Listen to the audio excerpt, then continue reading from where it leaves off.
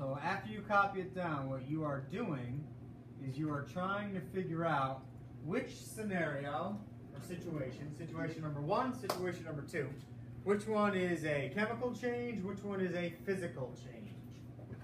Chemical change or physical change. This is called a particle diagram, where you see the particles of a substance. And big part of chemistry is for you to figure out what you're looking at and be able to draw these yourself. Okay?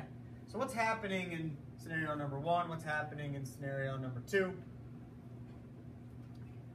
In case you're still a little confused, the left side of the arrow, that's your starting material. And then the right side is the ending material. The arrow means yields or produces or forms or something to that effect. It really depends on the wording we use, depending on which one's chemical and physical. So go ahead, take a minute, try and figure that out.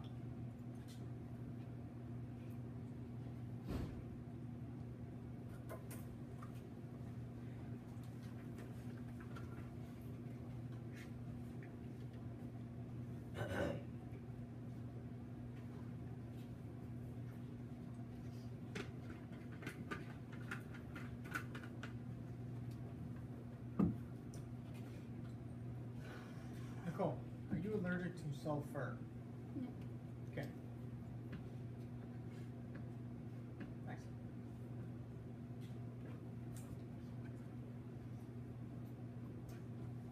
Finally read through your student information sheets. Just last period, 2 periods ago. Never got around to it. Someone in here, when it said, what's your plans for the future? They just wrote, make money. Yeah, I thought that was easy to identify that one. Other kids said that too, though, not just Ryan. Isn't that what everybody really, your goal, you have to, or you're going to live on the street. Right? You got to make money. It could be a stay-at-home son. I'm talking about, alright, Ryan's yeah, talking like I rich. guess if you I'm talking about like big money. marry somebody who makes a lot of money, then you don't have to make money, right? Like I'm talking like Rolls Royce Phantom. The new one. The two-door. So how are you going to make this money? Figure You're going to figure it out. You're going to learn chemistry. You're going to invent something. Comedian. All right, here we go. Number one, number two. Which one is physical? Raise your hand and tell me why. Jake, you want to give it a shot? No. Didn't you just do this? No. You didn't just do that. Anyone? Anyone at all? I appreciate your contribution every day, but I'm trying to spread the love sometimes. Go ahead, Charlie. Number one is physical because the atoms are staying together. Good. He said number one's physical because the atoms are staying together. You're exactly right. What is not happening in number one that is happening in number two, besides what he just said? He said the atoms are staying together. They're not staying together here, but I need another term. He's right. This is physical. This is chemical. But I need another way to explain it. You're right, Charlie, but I want more. Electrolysis. This could be electrolysis. It could be. One, yeah. It could be. Yes, you're right. Sure, but I need something else. What did we learn yesterday about physical and chemical? What's the difference between the two? There's like the first thing we wrote in our notes about physical and chemical, like the definition of each one. That's what I want you to tell me right now. This one is physical because, and this one's chemical because. What Charlie said is 100% right. Particles here are breaking apart. If you have a compound, here's a compound, like magnesium sulfide, let's say. I'm sorry, they're not coming apart. But if you have magnesium sulfide here, you still have magnesium sulfide there. You didn't break it apart. It's the same compound. Nothing chemically happened to it. Down here, you have magnesium sulfide, but over here, you have Mg and S. These are Mgs. Those are S's. So we separate it, we split it. It could be electrolysis. But I need someone to tell me what I'm asking for here. What stayed the same here? Looking for a term, a word.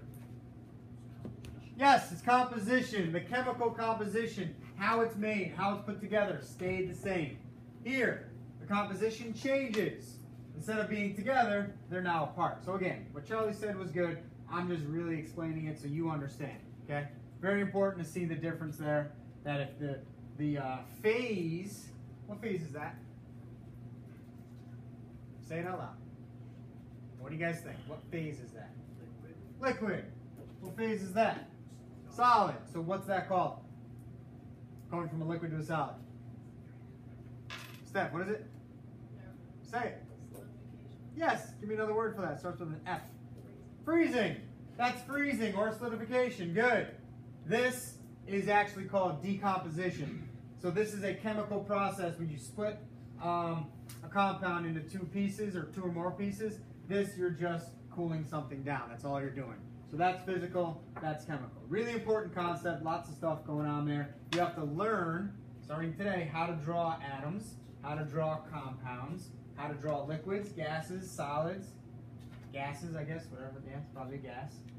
All right, so that's important. And just real quick, last thing before we go over the homework, the key on the regents, what do I mean the key? If they're going to give you particles to use to draw like this, they're going to give you one like that and one like that, okay? So that's what they're going to give you. I use the magnets sometimes. It's easier, a little more entertaining for you to look at. It takes less time for me to draw those. But for you on paper, that's basically what you're going to be doing. Questions with this? Homework, let's do it. Let's go over the side with the boxes that you checked off.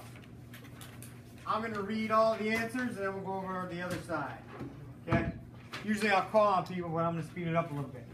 All right, blue color, physical. So I'm going to read all of them. Well, I'll read the first like 5, stop, then the next 5, just in case you have questions or I want to explain. Blue color, physical. Density, physical. Flammability, chemical.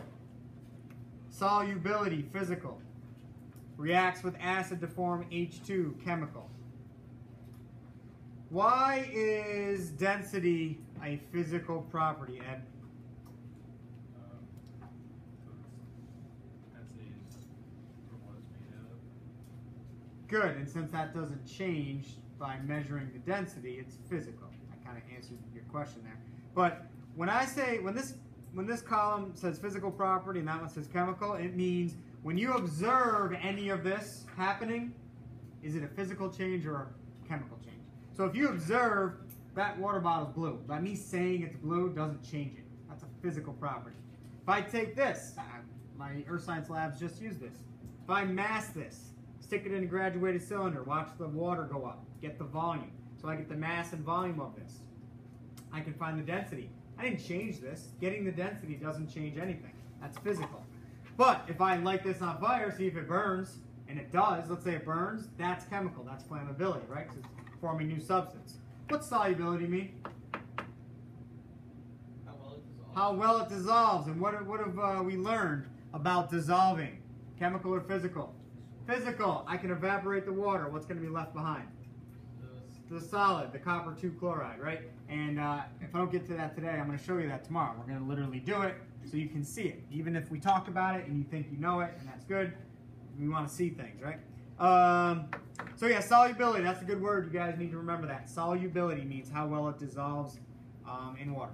All right, reacts with acid to form H2. Of course, that's chemical because you're forming hydrogen. That's something new. Forming something new is chemical. And you see that word reacts, it means chemical.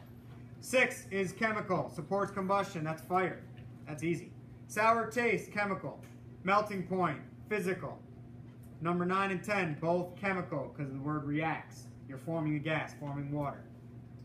Melting point, 8 is physical. That's the opposite of this. If I was to reverse this, took this solid and melt it, it's still the same substance. You're not changing the composition. Sour taste. Who likes Sour Patch Kids?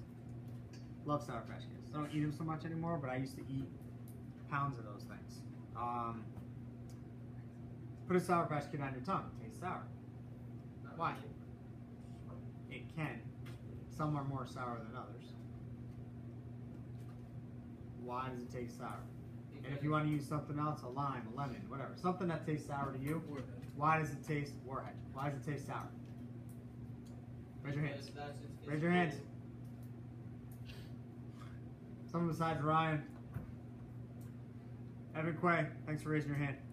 Why does something taste sour? Why does something taste sweet? Or bitter? Yeah, but your taste buds, right? Your taste buds tells your brain, oh, this is sour, oh, this is sweet. So your taste buds are interacting with the food, candy, whatever it is, and your saliva is also interacting, reacting with whatever the food is, candy. So that's why it's chemical. You can't taste anything without changing it chemically. Okay, that's why it's chemical. Again, I can say this water bottle is blue and I'm not interacting with it, so it's physical. But if I had to taste the bottle to say it's blue, which makes no sense, that would be a chemical thing, all right? Just trying to get you to understand a little bit there. Hardness. Table's hard, that hurt. I didn't change the table. It's still a table. Hardness is physical. Boiling point, right? I can boil something. That's physical. You're not changing it. If you boil water, Zach, what phase change is going on? If you boil water. You know, but you were zoning out, so I'm bringing you back. Yeah. You got a pot of water, and you turn the heat on, and it boils. What two phases are going to be going on there? I know. Yes, you do. I know I do. In a pot, you have water. What phase is that? What state is it in? Solid, liquid, or gas? Oh, liquid. Liquid, and then you boil it. What's it going to produce? Gas. Yes, gas. Thank you. Very good. So liquid to gas, right? So if I was to boil this water, I would still have water. It would just be evaporating as a gas, and I wouldn't really be able to see it. Steam, right? It's still water. You're not changing it. 13, chemical. 14, physical, right? Right. Tin. This is tin. It's shiny. I can say that's shiny. By me saying it's shiny doesn't change that. It's still tin. That's physical. And odor. Something that has an odor, that's a physical process, even though that might be confusing to you, or physical property. Let me explain the difference. If something has an odor and you notice that odor, you're not changing the substance just because you notice the odor. In other words, let's say you're cooking bacon in the morning, okay? Everybody, in your house would know that bacon's being cooked, okay? You can smell it, very strong. Usually most people like it, smells good. So the bacon's being cooked and you can smell it. So the bacon doesn't turn into something different because you notice the smell of it. It's still physical. That's how you know if it's chemical or physical. Does it change when you observe it? But if the bacon, okay, you cook the bacon and you leave it sitting in the pan for a month, it will probably go bad and it will smell different. If it starts smelling different, that means it's going through a chemical change. Okay, so you guys all smell a certain way right now. If we all went out and ran a marathon, which obviously we all couldn't do, but if we did, we'd probably smell a lot different at the end, right? I think I used that analogy yesterday. People smell different when they exercise sometimes because the chemical reactions going on in their body. Food goes bad, it smells different. So anytime the odor changes, that's chemical. But just the odor is physical. Yeah. You can. Flip it. All right, I'm going to call on random people. Get ready. We're going to go quick. Number 1, sodium hydroxide in water. Isla. Physical. Dissolving is physical. Good. 2, Devin. Chemical. You're producing salt, water, and heat. You're reacting. That's chemical. 3, Shelby. Physical. 4, so slicing is physical. That's easy. 4, Zach. Physical. Physical, right. We just talked about that. 5, Xavier. Physical. Try again. Good job. Chemical. Here's why. Look up here. This is decomposing. You may not have known that until now, and that's okay. That's why we're here, to learn, right? So you break this apart. You're splitting the compound up into its parts here. That's a chemical process. Again, decomposing, kind of like something rotting. Roadkill on the side of the road. It will change and decompose over time. That's chemical as well. So decomposing. Iron rust. Kristen. Chemical, right? Because iron has a certain color beforehand. And let's say it's a car. Let's say it's painted red. You have a red car. That's not a good example. Let's use a green car. Green car, and then it starts rusting. Rust is like brownish red. So color change. 7. Sarah. Chemical, yeah. Fire is produced. Gas is produced. 8 and 9, both the same answer. Blake. Physical. Evaporation is liquid to gas. Melting is solid to liquid. That's just phase changes. That's physical. It's still the same substance. 10. Nicole. Chemical, yeah, milk sour is gonna taste really terrible. The odor probably smell weird. You might see color in there, right? Different fungus or something growing in. Sugar dissolves in water, Kayla. Physical, good. Wood rotting. Shelby in the back. Try again. Chemical, and here's why. This is a trick, this is a tough question. Tree falls in the woods. Does it make a noise? Or a sound? What does that do? Anyways, we don't know. No one's there. How do you know? Anyways, tree falls and it starts to rot. After like, I don't know how long it takes trees to rot. 50 years, will the tree be there? Probably not. Where's it go? Into the soil, into the dirt. So it's no longer wood. It's no longer the tree. So eventually it's a chemical process. It's a hard hard question to answer because, you know, rotting wood kind of looks like wood, but it doesn't look like it used to, right? So eventually it's going to break down. So that means chemical. It's changing. 13, who likes pancakes? Justin Houck, what's my favorite pancakes? Do you remember? Like, I don't know, probably like wheat and whole milk. No. What's in them? What do I like in my pancakes? I say it all the time. Not blueberries. Strawberries, raspberries, bananas. Keep going. I do like bananas. Apples. Apple pancakes. They're so delicious. You've never had them? You should probably eat some of those instead of chicken wings so much. So, who likes apple pancakes? Nobody in the world ever had. This is an outrage. You guys, your homework assignment over the weekend, make apple pancakes and eat them and report back Monday. I don't want to waste the pancake. How do you make apple pancakes? What do you mean, waste it? It's going to be the best thing you've ever eaten in your life. You just chop it. How you make them? You get the, hold on, you get the batter, however you make pancakes, from scratch or from the box or whatever. Get the batter. There's different ways to do it. You can dice the apples into little pieces. I'm getting, how excited I'm getting. These are so good. Or you can slice it really, really thin. You can put them in the bowl and then mix it up and then pour them in the pan. Or sometimes what I do is I pour the batter and then I place the apple on them where I want it because I'm a little bit weird about stuff. Why you just eat apple pie? It's different. Apple pie is like pie. Pancakes are pancakes. Actually, definitely the best type of pancake is blueberry. Definitely. Most kids say chocolate chip. No, definitely blueberry. Blueberry? Anyways, I get excited about that. Let's focus now. Pancakes cooking. Jen. Try again. Very good, but you're not convinced. Let me convince you. Give me 3 ingredients you would need to make it from scratch. Pancakes. Flour, Eggs. water or milk, and eggs. Right? Let's just keep those 3. So we take a couple eggs, take a cup of milk or whatever, and flour, mix it in a bowl, stir it up, and then you pour it in the pan and you cook it until it looks like a pancake. So Jen and anyone else who might be not buying it here, the pancake on your plate, does it have any of the properties that an egg has? No. Does it have any properties that milk has? No.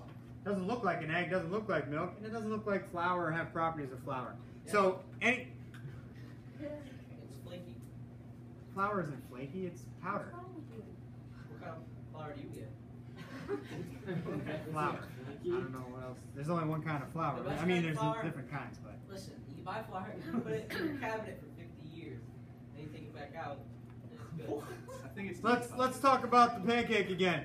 Cooking and baking is a chemical process. You're breaking bonds, forming new bonds. The colors change, the consistency changes, the texture changes, the properties of your ingredients no longer are there anymore. Okay, they're gone because they've reacted chemically. Hamburgers. What color is the meat before you cook it? Red. Afterwards, even if you only cook it a little bit, you're still going to see a color change. What's the color change? Brown, right? So cooking changes the chemical composition. So cooking and baking, definitely chemical. I'm going to do the rest real quick. Grass growing is chemical, just like humans growing. Okay, babies to adult. A baby isn't a little adult. Okay, they go through lots of chemical changes. Same thing as a seed all the way up to 6 inches of grass. 15, physical. Just put air in a tire. You're not changing the air or the tire. Food. The answer, the food digested is both physical and chemical. You may not know that. Most of it is chemical, but your stomach also turns and churns the food. You ever get hunger pangs? Sure, everyone's had those. What that is, a hunger pang? I've never had You know what that is? Explain it. A hunger what? When you're really hungry and your stomach grumbles and Oh, you can growls? feel it. Yeah, Yeah. that's a hunger pang. Yeah. Never heard that. Really? Yeah. You can just say Who has heard that phrase? Wait, what is it? Hunger pang. Alright, Never fine. heard Wait, that. okay, only one. Because Not Bob's never pang. heard it. P-A-N-G. I've heard hunger Pan? pain. That's not what it is. Pan? With an N? G. Pan? So the point is, the grumbling and the turning that you get is because, it's not turning, but the grumbling is your stomach actually trying to digest food physically, like grind it, and you don't have anything in there, so you're hungry. So it's physical and chemical. 17. What do you guys think? Physical, yeah, water and paper towel. That doesn't change the composition. It just absorbs the water. All right, put that away. Take out your notes. If they're not out, you should have them out already. Let's move on. Let's see. While I'm cleaning up the board here, someone tell me, what is entropy? Raise your hands. What is entropy? You're wrong. Raise your hands, please. No. You don't want to? High entropy is crowded, right? The degree of chaos. Degree of disorder or chaos is entropy. Zach, how come gases have higher entropy than solids? Because you're scattered, Very good. Scattered and always doing what? moving around. Right, gas particles are always moving. Now, I'm going to write something down here quick. You do not have to write this, just watch. Okay, so here's a typical Regents question. In terms of particle arrangements.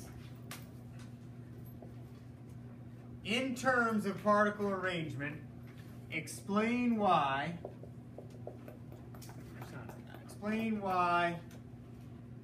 gases have, I'm just repeating my question, have more entropy than solids. So here's the big thing with the Regents right here. In terms of, actually I really should have just circled this. In terms of, Regents loves to tell you that on the short answer questions. If you answer this question without using their terms, you're wrong, even if your answer is right. You have to use their terms. So, some kids might read this question and say, gas particles move around more than solid particles. That doesn't answer the question. What's that word mean? What's that word mean? Arrangement. Or arranged. What does that mean? The order, how things are put together. So you can't just say gas particles move and solids don't. You have to say how they're arranged. So you have to say gas particles are spread out, big spaces between them, and constantly moving. But saying they have big spaces between them is talking about the arrangement. Then you have to say solid particles are very close together, very tightly packed. That would give you full credit because that talks about particle arrangement. So I'm going to explain that real quick one more time. You can't just say gas particles move around, solid particles don't. That answers it, I get it, you get it, we're good. That's not what the Regents wants. In terms of particle arrangement, you have to say how it's put together. So you have to say gas particles are spread out, moving randomly, but say they're spread out because that talks about arrangement. And then you have to say solid particles are very tightly packed, close together. Then you could say they're not moving, they're vibrating. So you can add more, but you got to talk about the arrangement. So this is probably the first time I've mentioned this. I know it is, but I'm going to be on you guys all year about in terms of, or what does the question ask for? Don't just answer however you want. You have to answer it in the way the question wants you to. It's annoying, but that's the world we live in. Okay? So just bringing that to your attention, and you did not have to write that. It's just, I'm just getting your mind thinking about that. All right? We're going to be talking about it all year. All right. Zach, where do we leave off? We left off with a chart. Yep, physical chemical changes, right? Yep. Okay. Yell out. Anybody, please, yell out. Evidence of a chemical change. Yell them out. Change in like odor. Odor change. Color. Color change. What'd you say? Gas produced. Gas produced. Chemical changes. That's 3. We got a lot more. Changes in like height. You can look. You don't have to do it off the top of your head. Smoke produced. Fire produced. Solid form. A precipitate or solid form. Good. What else? I think there's at least two more. Reacting? Reaction. If there's, yeah, if it's like a sentence or paragraph, you see the word reacts. But something else that you might actually see in real life. Light produced. And then there's one more. I'll just give this to you. A new substance produced. So you can have a solid produced, gas produced, or a general statement. Something new is produced. Those are all chemical. What about physical? The other side, the other chart there. Phase changes, solid or liquid, freezing, melting, boiling, evaporating, condensing, subliming, solid to gas, depositing, deposition, gas to solid. And how did I make this? Dissolving, right. So those are all the big ones for physical and chemical. All right, let's talk about mixtures. We're done with that physical chemical stuff. Mixtures. All right. So mixtures. Let's kind of define it. What is it? It's two or more substances, parentheses, or mixtures, which is confusing. Two or more substances or mixtures physically combined. Physically combined. So mixtures are physically put together. So you take two compounds, mix them together. So if I take sugar and salt, pour them in a container, shake it up, it's actually going to look like the same thing because sugar and salt look so similar, but that would be a very simple mixture. You're taking two substances, which is salt and sugar, and then just putting them in a container. Why you do that, I don't know, but I'm just giving you an example. This is more than two substances, right? This is more than two mixtures. There's a bunch of stuff mixed in here. That's a mixture, physically. Two substances, copper chloride and water. This is actually salt water. You wouldn't tell it, you wouldn't know it. It looks just like water, but there's salt dissolved. That's also a mixture. All right? So a mixture mixed with mixtures. What? A salad. Let's take 4 ingredients for a salad. Lettuce, tomato, onion, pepper. Those are all mixtures on their own. There's no such thing as an element, the element tomato. Okay? Tomatoes aren't compounds. They're mixtures. So you have 4 mixtures mixed to make a bigger mixture. That sounds really weird. No one calls tomatoes mixtures, but in terms of chemistry, there can only be 3 things: elements, compounds, mixtures. So that's why I said or mixtures. Okay? I don't want to confuse anybody who, if you really understand these words, this means element or compound. You can have mixtures that don't have elements and compounds. They're made up of other mixtures. Just trying to explain things, not confuse you. Hopefully I'm not. All right, so if these things are physically combined, then mixtures can be physically separated. Physically separated. So if you put them together physically, you take them apart physically. I guess I can trust Ryan here. Actually, Ryan and Shelby, can you help me out? The second lab table, there's a funnel in there. This is like a filtration setup. Yeah. Can you grab the ring stand with the funnel in it and the beaker underneath it? She can carry something. I got it. All right. Well, she got up though. You know, she's trying to help. All right. Thanks, Shelby. Just kidding. Go ahead. Put it right there. Thank you. Okay. All right. So we have 2 types of solution, or 2 types of mixtures. This one's a solution. This one is not a solution. Raise your hand and tell me. Maybe we'll get better at this as the year goes on. Raise your hand and tell me which one is which type of mixture. You know the names of the 2 types. Which one is which? So these 2 are the same, right? These are the same type of mixture. This is a different kind of mixture. What do we got? All right. No, Nicole, thank you.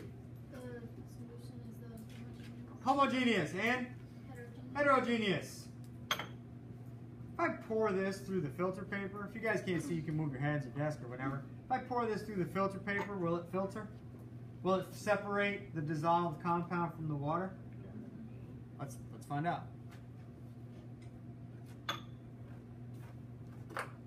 Can be physically separated. Filtration. We're going to come back to that. Filtration is one way you separate mixtures. But you can't separate every mixture using filtration.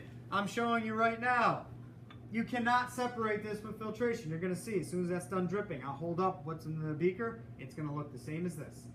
If it's dissolved in water, it goes right through the filter paper. It will not work. Okay? Will not work. It's kind of like caffeine in coffee. Okay? You got your coffee grounds. Anyways, you pour the water in the pot, and the thing does its thing, and the hot water drips through, goes through the filter into the pot. Well, the caffeine's going through the filter paper into the coffee. If it wasn't, there'd be no point to drinking the caffeinated coffee. So I'm trying to think of something, just give you another real example you might understand that only, stay with me, for heterogeneous.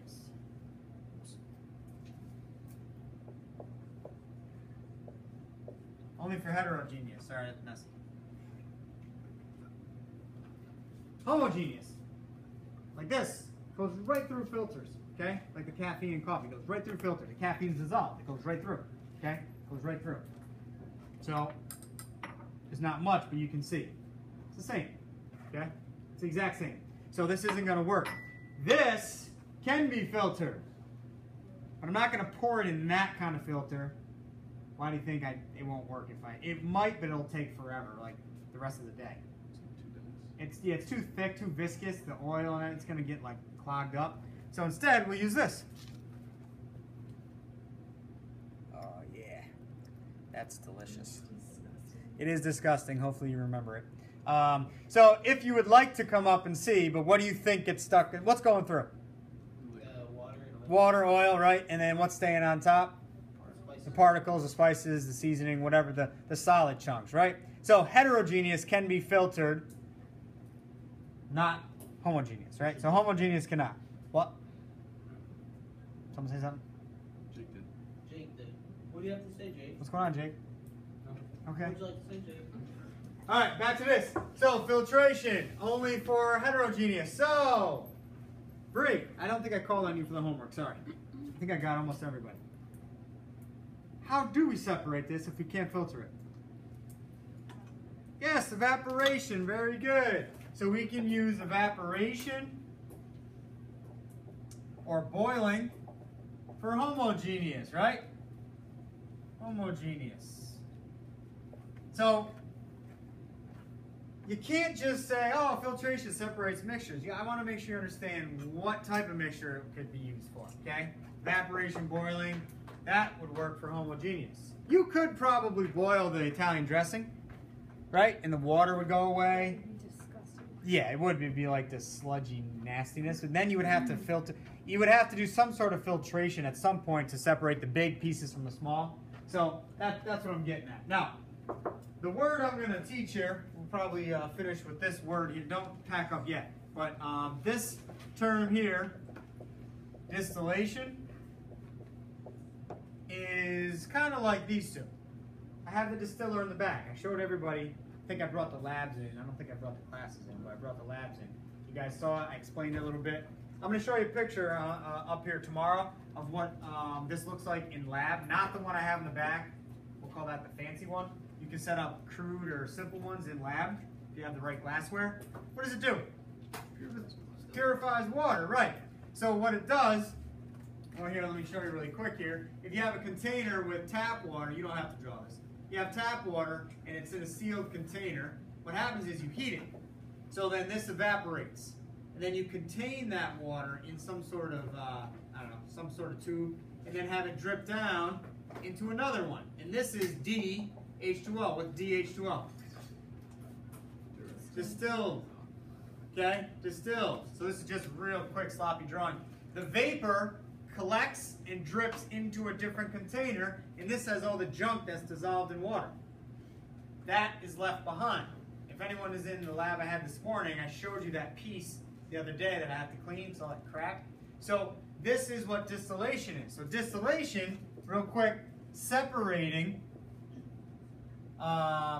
mixtures based on boiling points. And there's another thing I want to explain with that, but I don't think I'm going to have enough time. I can start it. That's what distillation is. Notice how I didn't say anything about water. Okay? Tap water is a mixture. You boil it. The solid particles, stay with me. You can back up, but stay with me. The solid particles don't boil at 100 degrees. Water does. That's how it separates. That's what distillation does. I'll talk more about that tomorrow, and we'll continue notes, all right? I will be after school.